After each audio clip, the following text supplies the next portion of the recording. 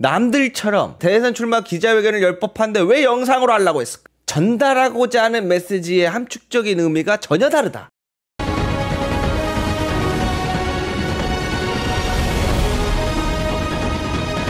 민주공화국 대한민국을 함께 만들어 갑시다. 여러분 고맙습니다.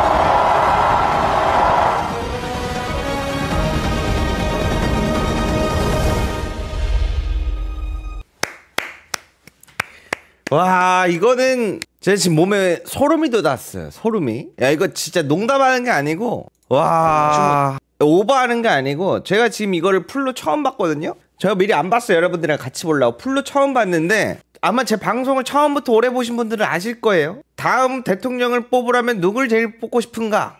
나는 이 사람이 제일 잘할 것 같다라고 생각되는 사람을 뽑고 싶다.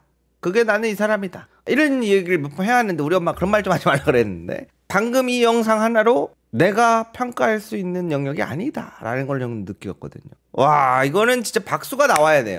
왜 그러냐면 제가 감동받은 포인트들을 알려드릴게요. 이거 진심입니다. 그냥 느끼는 그대로 이야기를 해보겠습니다. 제가 놀란 포인트는 다른 것들이 아니고, 일단은 아까 얘기했었던 불평등, 갈등의 원인에 있어서 불평등을 꼽았죠. 아까 방금 전에 얘기했던 게 뭐예요? 왜 젊은 친구들이 부정선거 또는 뭐 윤석열 어게인하면서 왜 그런 쪽으로 발을 들이게 됐는가? 사회에 대한 어떤 불만의 표출의 도구로서 거기에 물들었다라고 저는 보고 있었거든. 그 근본적인 원인이 뭐예요? 양극화. 내가 지금 무언가를 하더라도 도달할 수 없을 것 같은 느낌. 그러니까 거기서 오는 좌절감, 분노, 공포감, 불안. 그런데 거기에서 뒤에서 대통령이라는 작자가 나에게 힘을 주니까 뭔가 되는 것 같은 느낌에 빠질 수밖에 없는 신기루 같은 것에 빠지게 된다고 그랬는데, 그거에 대한 원인에 대해서 규명이 정말 간략하게 잘 잡혀있다. 그거에 대해서 정부 영역이 중요하다. 그거 한 가지고. 그래서 잘사니즘의 목표를 꼽았어요. 그러니까 경제가 우리가 성장하고 회복하고 모두가 잘 먹고 잘 사는 게 필요하다. 이거는 사실 어떤 정치인이든 많이 하는 말이에요. 그러나 그 앞에 뭐가 붙었어요? 전제가 붙었잖아. 많은 사람들이 이렇게 혼란스럽고 화가 나고 분노하고 갈등을 첨예하게 대립하는 이유는 양극화의 갈등으로 이러한 현상이 나타나다가 딱 명제를 잡아주고 시작했잖아. 명제를 뭘로 잡고 이 얘기를 하냐 안 하냐는 되게 큰 의미예요. 그 명제가 일단 스타트가 굉장히 잘 잡혀있어 라고 느꼈어요. 두 번째, 그러면은 어떻게 잘 먹고 잘 살 것인가에 대한 내용을 어떻게 풀어나갈 것인가. 모두가 다들 뭐 가계부채 얘기하고 대한민국의 경제가 어떻고 뭐 1인당 소득이 어떻고 막 얘기하는데, 이렇게 얘기하는 사람을 전 한 번도 본 적이 없어요. 먹사니즘에 기능적과 물질적이라는 두 단어를 넣었습니다. 이걸 보면서 제가 소름이 돋았는데, 왜 남들처럼 이순신 광장 동상 앞이나 아니면 국회 계단이나 이런 데서 대선 출마 기자회견을 열 법한데 왜 영상으로 하려고 했을까? 전달하고자 하는 메시지의 함축적인 의미가 전혀 다르다. 나 대선 출마합니다 여러분이 아니다. 이 사람은 뭘 전하고 싶다? 내가 어떠한 철학과 가치를 지니고 있는 사람인지를 보여주고 싶기 때문에 영상으로 만들었거를 느끼는 겁니다. 야, 이거를 제가 설명할 수 있을 정도가 될지 모르겠는데, 잠시만요. 야, 이거를 설명하려면 이에 맞는 자료가 와야 돼요. 예전에 한번 저희가 얘기한 적 있었죠. 월초 김대호 때 무슨 얘기했어요? 정치를 하는 데 있어서 어떠한 사람이 정치를 해야 하는가. 철인 정치에 대해서 플라톤 이야기했던 거 기억나십니까? 야, 어떤 사람이 정치를 해야 되는가. 그런 이야기들을 나눴었는데, 이 기능적 물질적인 게 어디서 나오는 이야기에 가깝다라고 혹시 아십니까? 플라톤의 정치 철학. 사실 거기에 기초된다고 보는, 여기에서 나타내고 하는 플라톤이 얘기하는 정치의 철학에 있어서 어떤 사람이 정치를 해야 되는가에 있어서의 정리입니다. 이거는 우리가 살고 있는 세상은 개념 세계와 물질 세계가 겹쳐진 상태로 뭐하는 세상이다? 공존하는 세상이다. 이 전제를, 명제를 깔고 들어가요. 플라톤의 정치 철학, 어떤 사람이 정치를 해야 하는가, 과연 이 전제를 깔고 들어가는 게 이 세 가지입니다. 이 세상에 절대 선과 악이 존재한다. 이 세상의 절대 선과 악은 개념 세계에서는 완전히 적용되지만 물질 세계에서는 그림자와 같은 모습으로 불완전하게 적용된다. 왜 이러한 이야기를 하는가? 그러면 선이 정치를 해야 되는가? 악이 정치를 해야 되는가? 누가 해야 되는가? 알 수가 없다. 그러나 모든 사람이 이 개념 세계에 대한 지식을 얻을 수 있는 것은 아니다. 오직 철학적 재능을 갖춘 소수만이 이러한 지식에 접근할 수 있다는 얘기를 해요. 그런데 이러한 개념 세계에 대한 지식에 접근할 수 없는 대부분의 일반 시민들이 스스로의 동의에 의하여 나라를 세우고 운영할 판단할 능력이 없다. 그러니까 다시 얘기하면 무슨 얘기예요? 올바른 정치를 하기 위해서는 이러한 철학적인 재능을 갖춘 뛰어난 철인이 다스리는 정치가 가장 훌륭한 정치다. 이게 플라톤의 정치 철학입니다. 이해하셨죠? 사실 대부분의 사람들은 이 세계를 두 가지가 함께 공존하는 세계, 물질적인 세계와 개념적인 세계. 그러나 개념적인 세계에 접근할 수 있는 재능을 갖춘 사람이 그렇게 많지 않다. 그러면 개념 세계가 뭐고 물질 세계가 뭐냐? 여기 나오는 여기는 기능적이라고 표현이 됐어요. 그 이유는 제가 이따가 설명을 드릴 거예요. 우리가 살고 있는 세계가 물질적인 세계입니다. 그러면 개념적인 세계는 여기서 뭘 의미할까요? 그렇죠. 유교 사상이든 도교 사상이든 도를 아십니까? 도교 사상이든 불교 사상이든 뭐가 있어요? 신이란 게 존재하죠. 아테네 신전도 신전이죠. 이 당시에는 신을 숭배하고 종교를 믿는 게 더 큰 세대였어. 개념 세계는 이거를 동의하나 동의하지 않으나 개념 세계라는 걸 명제를 하는 겁니다. 그래서 당시에 대부분의 종교를 갖고 있던 사람은 이에 동의를 하지만 지금 현대 사회에서는 우리는 어때요? 무신론자들도 많잖아. 개념 세계에서 동의하지 못하겠다라는 사람들도 있는 내용이 이런 내용이거든요.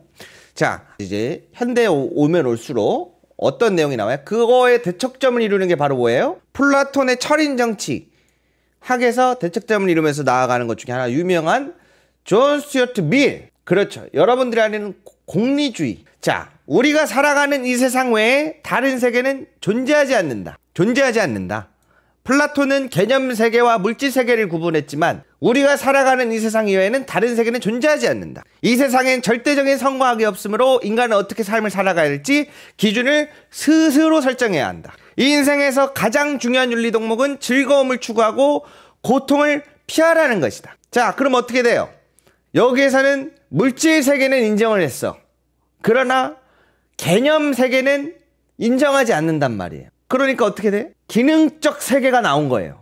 기능적 세계. 이해가 되셨나요? 플라톤의 말에 따랐으면 개념적 세계가 되는데, 그리고 존 스튜어트 밀의 공리주의에 따르면 다른 세계는 존재하지 않으니까 개념 세계를 인정하지 않는데, 거기에 대체제로 뭐가 들어갔다? 기능적이 들어가는 겁니다. 그러면 이 인생에서 가장 중요한 윤리 덕목은 즐거움을 추구하고 고통을 피하는 것. 하지만 모든 사람은 각자의 즐거움을 찾고 고통을 피하려고 하기에 이 쾌락주의의 원칙에 근거해 사람들이 사회를 이루어 가려 할 때 개개인의 이익에 대한 충돌이 필연적으로 발생한다. 필연적으로. 우리가 쾌락주의면 뭐예요? 내 쾌락이잖아. 그런데 내가 쾌락을 중시하면 어떻게 돼? 내 쾌락을 중시하고 나의 즐거움, 쾌락이 즐거움이라고 표현할게요. 내 즐거움을 추구하다 보면 누군가에게 피해를 줄 수도 있단 말이야. 사람들이랑 충돌할 수도 있고 분쟁할 수도 있단 말이야. 그랬을 때 우리가 평화롭고 모두가 조화롭고 평화롭게 살기 위해서는 어떤 정책을 결정해야 된다? 다수의 의견에 따라 정책을 결정하는 최대 다수의 최대 기쁨 또는 최소의 고통이라는 사회윤리적 쾌락주의 원칙에 따라야 한다. 그래서 여기 보면 매우 기능적이고 물질적이고 이야기를 한 다음에 뒤에 뭐라고 얘기를 해요? 공직자는 100만 명이 걸린 일이냐? 100명이 걸린 일이냐 하면 이 만 배로 중요한 일이라고 생각하지만 100명이 걸린 일조차도 그 100명은 목숨이 걸린 거예요. 이게 굉장히 중요한 얘기입니다. 제가 소름 돋는 이유를 지금 풀어드릴 건데 잠시만요. 이거 내가 오늘 흥분돼서 안 되겠네. 야, 이게 그러려면 뭐가 나와야 되냐면 이거를 설명하려면 야, 이거는 진짜 와 뭐부터 가야 될까? 제러미 벤담으로 가야겠다. 제러미 벤담, 존 스튜어트 밀의 스승. 제러미 벤담도 공리주의를 먼저 얘기를 합니다. 공리주의자 존 스튜어트 밀의 스승 제러미 벤담이 뭐라고 얘기를 해요? 행복이 증가하면 옳은 행동이다. 여러분들이 잘 아는 명제가 하나 있죠. 이거 되게 유명한 건데 아마 내용 들으면 다 기억나실 거예요. 자, 철도에 기차가 있다. 1번으로 가면 1명이 죽고 2번으로 가면 5명이 죽는다. 그러면 당신이 운전사면 둘 중에 하나를 선택할 수 있는 권한이 있다면 당신은 1번으로 갈 것이냐 2번으로 갈 것이냐. 이게 공리주의입니다. 그러면 공리주의에서 가장 큰 문제가 뭐냐? 존 스튜어트 밀의 스승이었던 제레미 벤담이 얘기하는 공리주의에서는 다수의 행복을 원칙으로 하면 5명 안타깝긴 하지만 1명이 희생하는 게 낫지 않겠냐 이거예요. 제레미 벤담의 공리주의는. 그러면 존 스튜어트 밀의 공리주의는 어떻게 바뀌어요? 최대 다수의 행복이 중요한 건 동일합니다. 존 스튜어트 밀도 5명을 얘기해요. 하지만 질문을 던지는 거죠. 우리가 총량의 법칙으로만 가면 그게 과연 올바른 사회인가? 소수의 의견을 존중하지 않고 다수의 행복만 쫓으면 올바른 사회인가? 존 스튜어트 밀이 던지는 질문은 그겁니다. 이 5명은 모르는 사람이지만 이 한 명은 my son, 내 자녀야, 내 아들이야. 당신은 어떻게 하시겠습니까? 갑자기 막 머리가 아파지기 시작하죠. 그렇습니다. 둘이 같은 공리주의고 최대 다수의 행복을 이야기하지만 뭐가 추가가 됐어요? 총량으로만 이 모든 것을 결정해버리면 우리는 무언가 또 다른 오류를 범할 수 있다. 그렇기 때문에 뭘 같이 봐야 된다?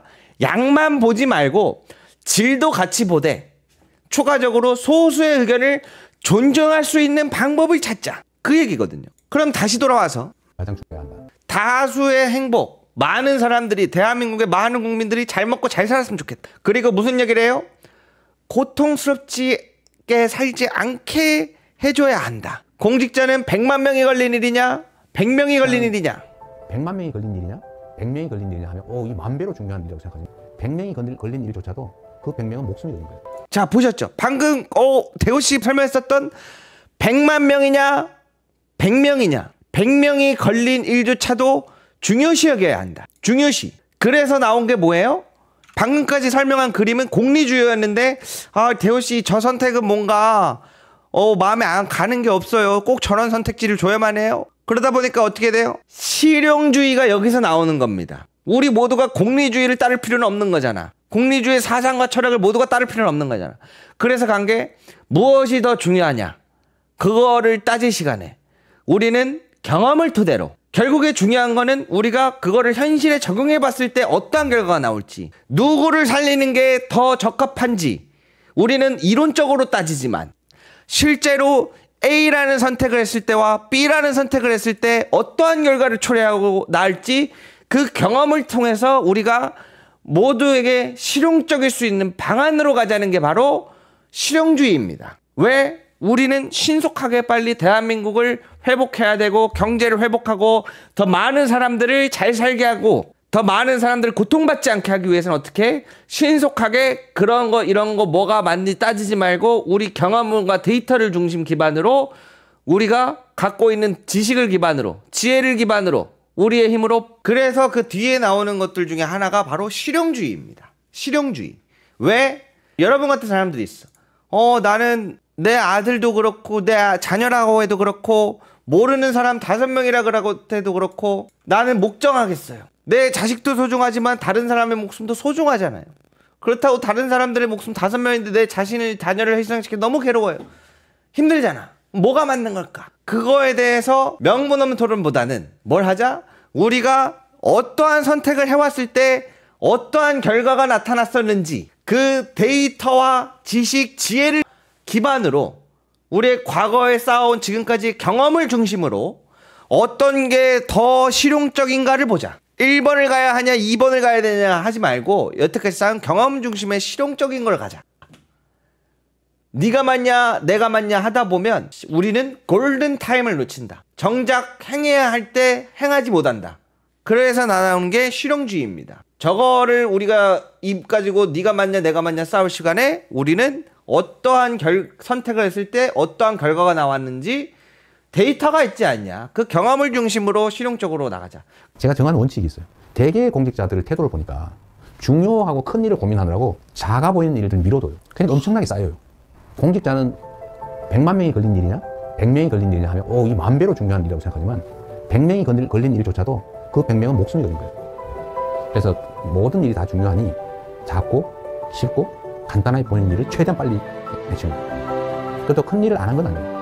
그건 그대로 고심하고. 저는 제 업무 어떻습니까 여러분? 이제 이해가 가죠. 공직자들 대부분이 큰 일을 한다고 작은 일들을 되게 지나치는 경우가 많다. 작은 일은 작은 일대로 고심해서 해야 된다. 우리는 할 게 많다. 할 게 많다. 이게 다수 행복을 존중하면서도 소외받지 않는 소수를 존중하는 또 하나의 방법이거든. 이 메시지를 여기에 다 담은 거예요. 이해가 되셨죠? 그렇기 때문에 뭐가 나왔어요? 자, 돌아와서 제가 아까 뭐라 그랬죠? 이 얘기를 했잖아. 플라톤은 철인 정치학. 어떠한 사람들이 정치를 하는 게 가장 좋은가? 어떠한 사람이 통치 체제에 대해서 가장 어울리는가? 대부분에는 뭐에 들어오지 못한다? 개념 세계에 대해서 들어오는 사람들이 소수. 왜? 철학적인 재능이 있는 사람은 소수다. 이 소수의 철학적 재능을 갖춘 사람이 중에서 가장 뛰어난 철인이 통치하는 게 가장 좋은 통치다. 철학적 재능을 갖춘 사람이 다스리는 게 제일 좋은 통치다.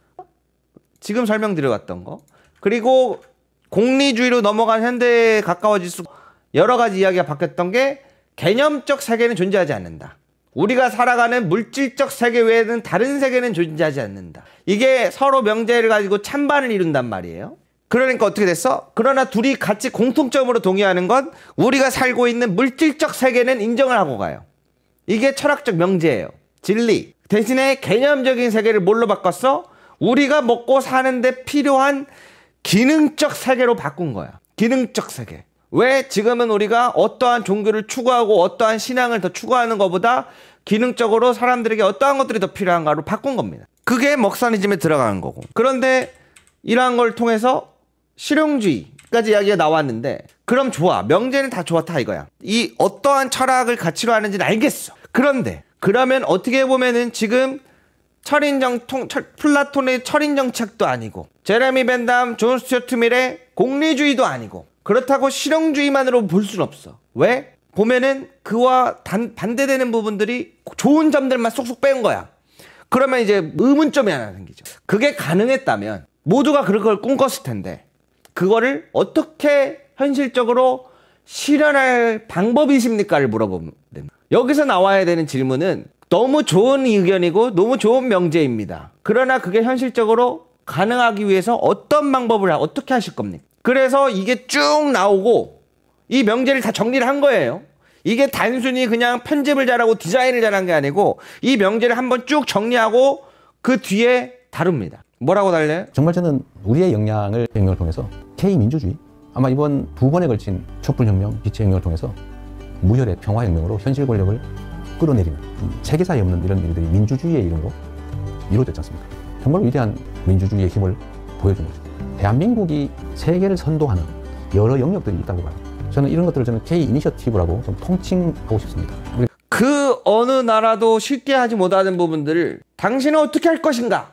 라는 물음에 대답을 하는 거예요. K민주주의. 우리는 이번 2번에 걸친 촛불혁명, 빛의 혁명을 통해서 세계에선 볼 수 없었던 무혈의 혁명으로 대통령을 끌어내리고 보여주지 않았느냐. 정말 위대한 민주주의의 힘이다. 이거는 세계를 선도하는 영역 중에 하나다. 그래서 나는 이거를 뭐라고 정의한다? K-이니티브 라고 통칭하고 싶다. 그 질의에 대한 답을 함께 낸 거죠. 너무 좋은 아이디어고 너무 좋은 철학인데 그걸 어떻게 실현할 것입니까에 대한 부분에 대해서 우리는 이미 그거를 행동으로, 결과로 많은 사람들이 입증해왔다. 그것이 어떻게 가능하리라고. 나는 그거를 K-이니티브라고 통칭하고 싶다. 그래서 세계의 여러 영역에서도 선도할 수 있는 부분이 존재한다. 그런 나라를 꼭 만들어 보고 싶다. 단순히 새로운 세상이 아니고 지금 전례 없었던 세계에서 이러한 철학적인 문제들에 대해서 새로운 철학 정치, 선도하는, 그것도 세계를 선도하는 그러한 정치를 대한민국에서 가장 먼저 가능하다는 걸 보여주고 싶다는 얘기입니다. 대한민국이라고 하는 이 국호에는 정말 큰 뜻이 담겨 있죠. 민국, 국민의 나라, 민중의 나라. 이 민자는 백성이죠, 백성. 흰옷 입은 사람들, 평범한 사람들. 이 평범한 사람들의 나라. 그리고 작지만 큰 나라. 많은 사람이 희망을 가지고 행복한 삶을 꿈꾸는 그런 세상이 봄날 안 되죠. 진짜 대한민국을 만들고 싶다. 그리고 마지막 퀘스천. 그럼 좋다. 그거를 누구와 함께 할 것인가? 여태까지 내놓으라고 하는 뛰어난 철인 정치를 하던 군주들은 대부분 실패한 경험이 더 많다. 그럼 당신은 이걸 혼자서 할 수 없을 텐데 어떠한 사람들과 이걸 함께 만들어 가볼 것인가? 그랬을 때 뭐라고 나와요? 국민, 흰옷을 입은 사람들. 이 민자는 백성 민자다. 나는 대한민국 국민들과 그거를 만들어 보고자 한다. 나를 지지해주고 나와 함께 해주고 했었던 의원들 말고 다 아니고 흰옷을 입은 사람들과 난 이거를 만들어 가보려고 한다. 이 메시지가 들어가면서 그러면 어떻게 되는 겁니까? 당신이 국민들을 통치하면서 국민들을 통해서 만들어가는 것입니까? 아니다. 대한 국민이 만들어가는 거다. 그리고 국민이 만들어가는 거죠. 그 대한 국민의 훌륭한 도구, 최고의 도구 이재명이 되고 싶습니다. 나는 주인공이 아니다. 난 군주가 아니다. 나는 대한민국 국민이라고 하는 사람들이 사용하기 좋은 훌륭한 도구로서 역할을 할 것이다. 모든 명제를 뒤집어 놨죠. 당신이 통치하는 게 아니라고? 그렇다. 대한민국을 통치하는 건 대한민국 국민이지 내가 아니다. 주인은 국민이 통치하는 것이다. 박수. 이 내용을 함께 들으니까 어때요? 제가 왜 아까 소름이 돋았다고 한지 아시겠죠? 이 메시지의 영상 안에는 굉장히 여러 가지의 중요한 부분을 다 내포하고 있어. 그런데 거기서 끝나지 않고 무엇을, 누구와, 어떻게 이거를 다 들어가 있다. 보통은 원래 그 전에 중간쯤에서 끝나요. 대부분의 영상들은. 왜? 그거에 대한 답을 못 내거든. 그러나 모든 사람들이 납득할 만한 답을 냈어. 이거는 아리스토텔레스가 다시 살아 돌아와도 박수를 칠 수밖에 없는 거예요. 이 진짜 기억하셔야 돼요. 그 욕조에서 막 금의 무게를 어떻게 생각하지 하다가 이 영상을 봤잖아요. 유레카가 아니라 이재명 외쳤을지도 모를 만한 영상이에요. 그 정도로 굉장히 메시지가 깊고 넓다. 그래서 제가 보면서 중간부터는 저 부분부터는 소름이 돋았고 그 다음부터는 내가 이걸 해설할 수 있을까? 따라갈 수 있을까? 그 걱정이 좀 됐는데 한번 최대한 그 의중을 해석하고 여러분들께 메시지를 한번 전해보고자 노력을 해봤는데 어떠셨는지 모르겠습니다. 저는 사실 플라톤의 그 철인 정치에 있어서 소수의 이러한 뛰어난 정치적인 철학적인 재능을 가진 사람이 통치해야 된다라는 게 좀 약간 안 입고 왔거든요. 뭔가 기득권스러운 멘트거든. 이 자기가 철학한다고 철학하는 사람들 너무 올려치게 하는 거 아니야 이런 생각을 했거든요. 철학 정치의 재능을 뭘로 평가할 건가 본 적이 없으니까 그런 생각이 있었는데 오늘 딱 그거에 대해서 제가 반대로 깨달음을 얻었어요. 이런 게 재능이구나. 플라톤이 얘기하는 철학에 대한 개념 세계에 접근할 수 있는 소수가 가진 재능이구나. 군주의 자격을 가진 통치의 자격을 가진 재능이 이런 거구나. 놀랍지 않습니까? 원래 오늘 준비했던 내용은 이제 우리가 대선이 시작됐으니 어떠한 역할을 할까요? 그런 걸 준비를 했었단 말이죠. 근데 오늘 이 영상 하나에 지금 내용이 싹 바뀌었어요. 저 진짜 지금 이거 처음 봤는데 소름 돋았다니까요. 여러분 우리 딱 3명씩만 설득합시다. 3명씩. 대선 준비 뭐 어떻게 하든 다 자유롭게 하는데 주변에 딱 3명만 설득하는 거 목표로 합시다. 3명. 이게 불가능한 것 같아도 되더라고. 제가 그걸 주변에서 직접 봤어요. 그게 성공하는 걸 봤어. 그걸 최근에 봤거든요. 주변에 딱 3명만 설득합시다. 긴가민가한 친구도 좋아. 애매한 친구도 좋아. 싫어했던 사람도 좋아. 꼭 싫어하는 사람만 할 필요도 없고 그냥 긴가민가한 사람도 확실하게 투표하게 하는 것도 방법이에요. 각 정당이 경선할 때 제일 중요한 게 뭔지 알아요? 여러분들 민주당이든 국민의힘이든 경선할 때 맨날 나오는 공통적인 이야기가 있어요. 왜 저 사람은 동네에서 인사 안 하고 방송만 나오지? 얼굴 안 비치지? 궁금하죠? 가장 필요한 게 뭔지 알아요? 경선은 빠르고 짧게 쳐야 돼요. 지금 조기 대선이 이와 비슷해요. 2달이잖아요.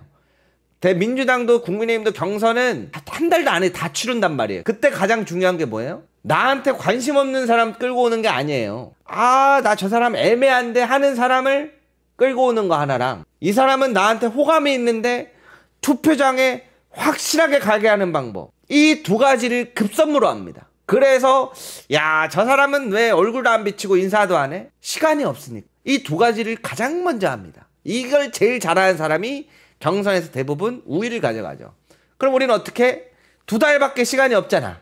째깍 6월 3일이면 2달도 아니야 벌써. 어떻게 해요 여러분? 딱 3명만 설득을 합시다. 제가 얘기했죠. 우리는 뭘 해야 돼? 우리가 잘할 수 있고 즐거운 일을 해야 돼. 정 싫다는 사람 하지 말고 하다가 다 딱 봐서 애매하거나 확실할 것 같은데 투표장에 딱 데려가는 역할.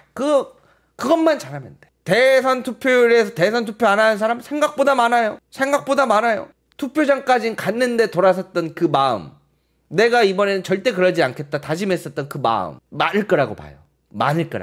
그럼 어떻게 우리는 이제 그런 일이 발생하지 않도록. 그 사람들 발길만 잡아놨어도 손 한 번 잡아주고 같이 가줬으면 0.7% 같은 일은 없었다. 딱 3명입니다 여러분. 어렵게 하지 말고 가능성 있는 사람 3명을 합시다 우리는. 그거보다 좋은 대선 방법은 없는 것 같아요. 알겠죠? 아니 여러분들한테 진짜 말도 안 통하는 사람들 설득해오라 그러면 왜 우리 애들을 기를 죽여? 왜 우리 사람들이 힘들고 스트레스 받게 하고 기를 죽여? 기분 좋게 잘할 수 있는 걸 같이 해야지, 웃으면서. 자, 그래서 이벤트를 나중에 제가 준비하고 있었는데 아직 상품은 뭘로 할지 모르겠어요. 이번에 이재명 대표님 나오는 책 출간하는 거를 상품으로 할지 뭘로 할지 모르겠는데 그거에 대한 문자 메시지든 인증샷이든 나중에 그거 사진이든 이렇게 증거 자료 쭉쭉쭉 모아오시면 제가 이벤트 한번 크게 열겠습니다, 나중에. 지금은 안 돼. 선거가 시작됐기 때문에 선거법이 굉장히 까다로워가지고 지금은 안 되지만 언제 한번 우리가 이거 딱 끝나고 나서 한번 다 같이 얘기해봐요. 알았죠? 오케이? 그러니까 지금부터 3명을 누굴 하면 좋을까? 누굴 하면 쉬울지, 누굴 하면 빠를지부터 하면 돼. 당장 내가 할 수 있는 사람, 제일 쉬운 사람, 제일 편한 사람, 그렇게 시작해야지. 누가 처음부터 헬스장 가갖고 무게를 30kg, 50kg부터 칩니까? 우리 아무것도 안 깨놓고 빈봉부터 드는데 무겁잖아. 그조차도 무거운 법이거든. 그렇게 늘려나갑시다. 자, 그러면 이렇게 하도록 하고 오늘 방송은 여기서 마무리하도록 하고요. 오늘 이 재미있는 해설을 곁들여서 같이 했으니까 다시 한번 영상을 보면서 오늘은 마무리하도록 하겠습니다. 여기서 그럼 먼저 인사드릴게요. 오늘도 여러분 시청해주셔서 너무 감사합니다.